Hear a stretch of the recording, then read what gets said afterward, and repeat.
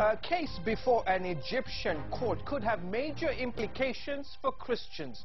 Hello, everyone. I'm George Thomas. And I'm Wendy Griffith. What would you do if your government designated you a Muslim just because your father converted to Islam? That's what happened to two teenage brothers in Egypt. Now they filed a legal challenge to retain their Christian identity, and the landmark decision may come as early as next week. CBN Chief International Correspondent Gary Lane has the story from Cairo. Meet Andrew and Mario Labib, 15-year-old twin brothers in Egypt. They were born into a Coptic Christian family, but their father later converted to Islam, and now their government says they are Muslim. That's significant because that's the designation that will be placed on their national identity cards when they turn 16 this June.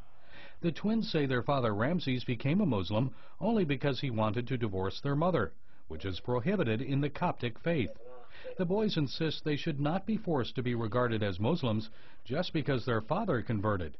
They want to be designated as Christians on their ID cards. No one has the right to ask us to change it. Christianity is a religion that I was born in, and I used to it. I love Jesus and I believe in him, and I want to serve him. The identity card fight is just the most recent in a series of legal battles for the family. After the divorce, the father was granted custody of the boys because the courts traditionally favor a Muslim parent in custody battles. But in an unprecedented move, a high court awarded their mother Camilla custody on appeal. She told us, "This custody verdict hasn't happened for about 100 years. God has created them and has given them this faith, this blessing, and I am responsible to make sure they are safe and have all their rights." That includes the right to choose their own religion. If the court denies that right and they are designated Muslims on their identity cards, Andrew and Mario would not be able to marry in the Coptic church. Their children would be designated Muslim as well, even if their mother was a Christian. They'd also be forced to take Islamic studies in school and could be held back a grade if they fail testing in the course. But in a Muslim-dominated society that persecutes Christians, there may be advantages to being identified as a Muslim. It would be easier, but I don't want it. I believe in Christianity. Why do I change it? The worst-case scenario, if the court rules against the twins, their brother George fears they may pay the ultimate price for continuing to practice their Christian faith. Any Muslim who converts back to whatever religion he had before would be death. Someone could actually try to kill them. Andrew and Mario say the court can change their Egyptian identity, but not their hearts. I will stay Christian in my heart, even if the papers made me become Muslim, but I want to be Christian. I pray for Christianity, and I will see Christian in my heart. We believe that through Jesus we can go to heaven, and if we believe in him, we don't have to be slaves. He loves us and we love him. All of Egypt is awaiting this verdict, and it could be precedent-setting. Whether or not two 15-year-old twin boys, Mario and his brother Andrew, are allowed to maintain their Christian identity, something they've had since birth, or be forced to become Muslims. Gary Lane, CBN News, Cairo, Egypt.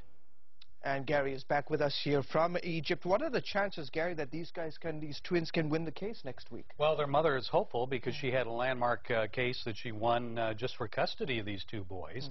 That hadn't happened for hadn't happened for 100 years, where a Christian had been given custody of boys who were declared Muslim.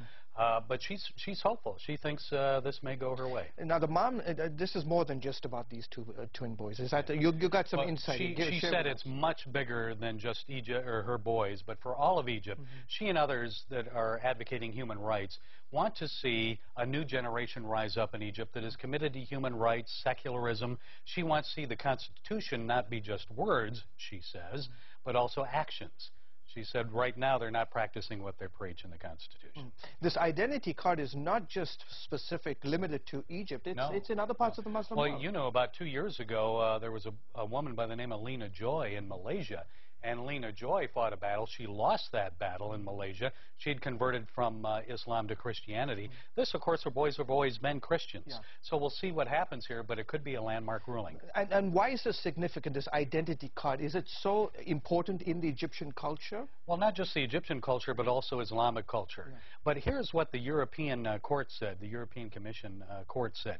They said against Turkey. They said you've got to do away with these ID cards because it's a violation of human rights. So Turkey said, yeah, we'll do away with it. And on this, and I've seen these ID cards before traveling in the Middle East, it does say religion, Christianity Christian or Muslim. But here's what Christians are concerned about. They'll replace saying Christian or Muslim with a number system that will also designate Christian or Muslim. Say number 1 for Muslim, number 2 for Christian, so you'd still know if someone's a Christian or a Muslim. Okay. You will keep us updated Yes, on our broadcast next I've got week. more on this in the future. Terrific. Gary Lane, our Chief International Correspondent, just in from Cairo, Egypt. Sir, thank you for your analysis.